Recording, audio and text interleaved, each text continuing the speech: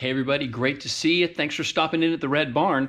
And this week we are back on Wide Red, our Group 5 WideBody 914. And those of you that have been watching for a while know that we work on that over at the Secret Undisclosed shop. So we're going to run over there and join Greg and see what kind of progress we make this week. And if you've been following this series, you know that there's been a bunch of sketchy stuff that we've uncovered on this car. And we are fixing all of it. It's going to be safe and cool and all that great stuff, and we're done. But what we've discovered so far is nothing compared to what we discovered this week. So check this out and enjoy.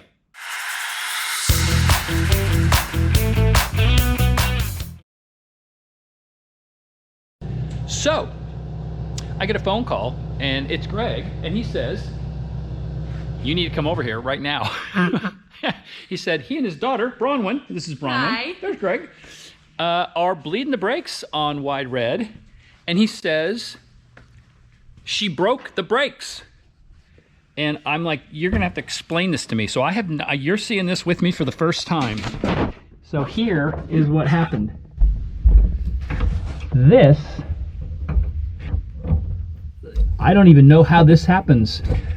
That right there is the rod that runs down into the brake master cylinder. That's the rear brakes. This thing snapped, cracked, broke. I have never seen anything like that. All I can say is, thank God that didn't happen when this car was moving under its own power. Yep. So we got a little bit of well, maybe this is part of why the brakes weren't working so good. Oh my God, that is frickin' scary. Greg pulled the floor pan. This is where the pedal box was mounted. And if you've seen the LS car or the Ferrari build, you know that when I made this plate, first of all, it's like 11 gauge, and it gets welded into the car. And what this turned out to be was two separate pieces of, I don't know, what is that? 16 gauge? 16 or 18. Maybe 16 gauge. They were not affixed to the car in any way, shape, or form. They were just bolted down. And so that's no good. And brake fluid had leaked in between them. And so, yeah, lovely stuff. That is getting thrown out. And Greg has made up something, if you, again, have seen the other cars, you'll recognize it as a floor plate. So let's go fit that for a second. And still a little bit of trimming to do, but this will end up in here, and it'll be stitched to the floor, plug welded. There's a couple things, like those studs have to be removed. We are going to fix the holes in the floor. You can also see there's just, this is what braking force will do to things. It's twisting the floor up because there was nothing really holding the pedals in except for this sheet metal. So this has got to be physically corrected. Those studs get lopped off. This plate will go in. You can see that's what's holding it up. And the pedal assembly will be bolted to this once this is welded to the ground, or welded to the floor in there. So, way more better. Way more better. All right, as we're getting ready to do some reassembly here, we noticed there's a patch on the back of the gas tank. It looks like JB Weld. Not that that's not gonna, not that it's going to fail, it's that it could fail. And I'm not a fan of patched gas tanks. And we were just looking through here, and what happened is there's a fastener that was put through into a location that likely rubbed itself through the gas tank there, or they drilled through while the gas tank was in the car and maybe drilled a hole in the gas tank. I don't know, but we're gonna replace the gas tank. And yeah, we're just working out where the master cylinder reservoirs are going to go. So there'll be a little bracket. I don't know that it matters, but there'll be some sort of bracketry to place 3 of those there, because we also realized that as we were looking through all of this, here's the insides of, I don't know if that's coming through, but this is not in great shape. And so we are replacing all of the master cylinders with new ones.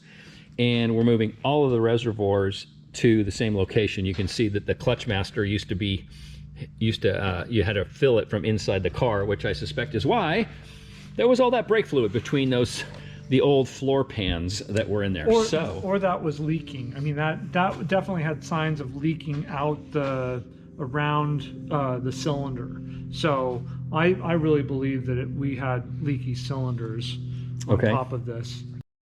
Yes, and we're going to fix all that. And yeah, so it'll be 3 in a row up here. The real big news is we had a nice long conversation with the owner, and once the car is back on the road, it's going to get back on the road with no body work on it, just for a test drive to make sure everything's hunky-dory with all the repairs we've made so far. And assuming it passes that test, we have every confidence that it will. Greg is going to be taking it to his new shop. Yep. And he will be taking over the build and taking it all the way to the finish line, which looks like it's going to include hidden fasteners for all the body work, paint job, all the fiberglass repair. And so this car should be, you know, all the holes in the chassis are going to get filled in. And this thing is going to be taken to, I think, a very high level of finish and should look super duper cool. So let's get back to work on all the stuff we got to do between now and then. All right, so Greg has sliced out the offending metal, and we're now in the process of getting everything flat all in this area so that there's still some trimming left to go. Oh yeah, and then the studs were removed. Those studs were the factory pedal mount. And then this, once trimmed, will sit in there approximately like that. Again, you can see a little bit of metal working needed. And then this is going to get tied down to the car, and then that hole is going to be filled from the underside so it can weld up against this.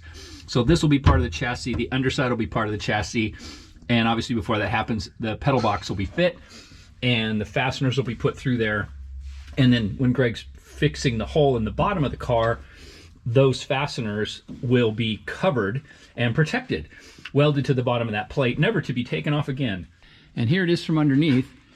And we're opting to lap weld this in just because it's going to be a little bit stronger. This is 16 gauge. The original sheet metal is 19.